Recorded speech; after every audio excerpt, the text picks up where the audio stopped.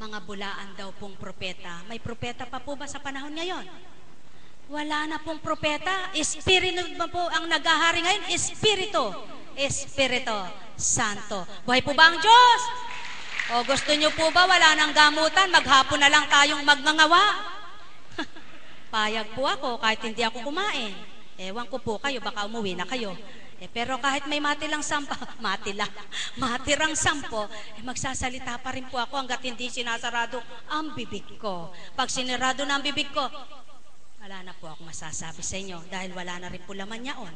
Pero hanggat may laman po yaon, para pong binabasa yan.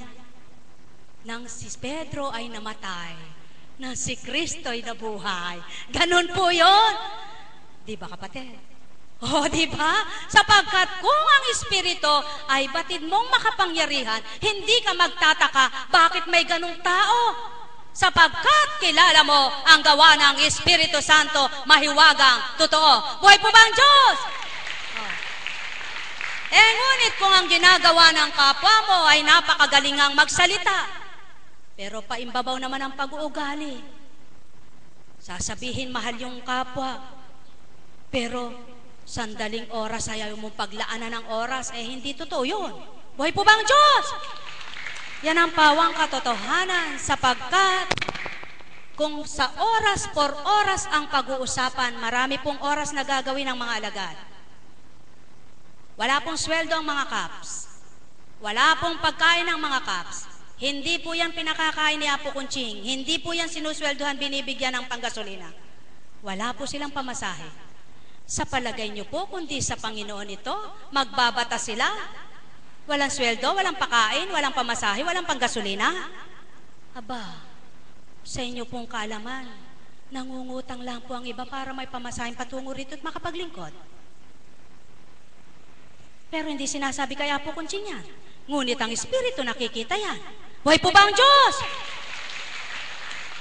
Pagkatapos, yung mapanuring tao, kay si Hoda, kay Juan siya, sasabihin ganito at ganito.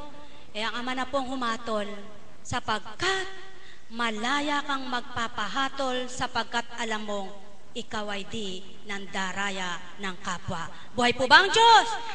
Sa mga alagad, maagang magsisibangon, gagawin ang lahat para sa pag-iwan sa kanilang tahanan ay areglado.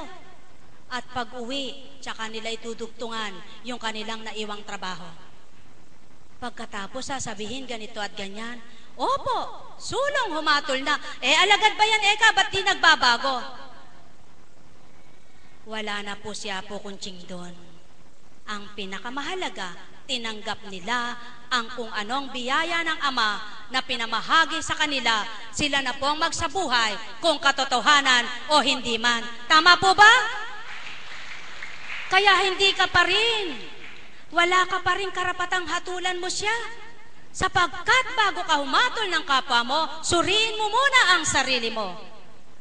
Nang sinuri mo ba si Pedro at si Juan na gano'n ang pag-uugali, nakita mo ugali mo? Tama po ba? Dapat sa tao, bago sumuri at manuri, suriin muna ang sarili. Sapagkat maliwanag ang nakatala. Bago mo kalinisin ang mukha ng iyong kapwa, alisin mo muna ang gatahilan na nasa iyong mata. Buhay po ba ang Diyos? Ano po ibig sabihin nun?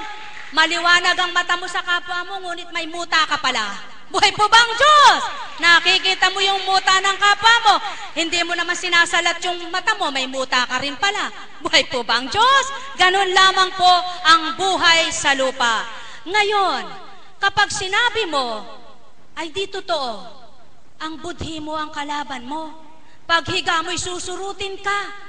Ngayon kung totoo, sinabi mo, kay si Hod at sino ka, walang pakialam ka. Buhay po ba ang Diyos? Yan po ang totoo. Sabi nga, anak, yan ang pawang katotohanan. Ikaw na rin ang nagsabi, hindi ka pa nakita ni Apo Kunching, hindi ka pa tumawag kay Apo Kunching, hindi mo pa sinasabi problema mo. Subalit nabatid na at inalay na sa'yo. Napanood mo na sa internet ito. Maliwanag lamang na si Apo Kunching ay di ka pa nakita at hindi ka pa nasuri.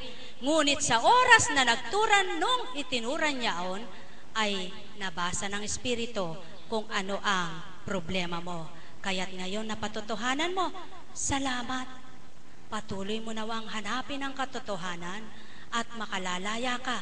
Patawarin mo siya at ang Ama'y magbabalik ng higit pang gantimpala sa iyo. Buhay po ba ang Diyos? Yan lamang po ang katotohanan.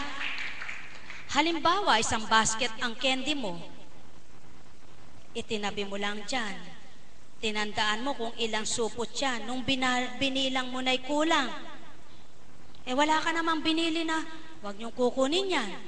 May nagdaan na may gusto, kumuha. May nagdaan na may gusto, kumuha. May nagdaan ng kumusto, kumuha. At nang binilang mo'y nagmumura ka ng kulang. Sino may kasalanan?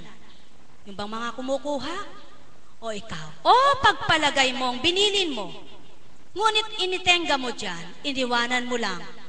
Pagkain yan. Dumating ang pusa, dumating ang aso, kinain. May magagawa ka pa ba? Ikaw na may kababaan ng kalooban, pasalamat ka't may nakinabang sa hinain mo.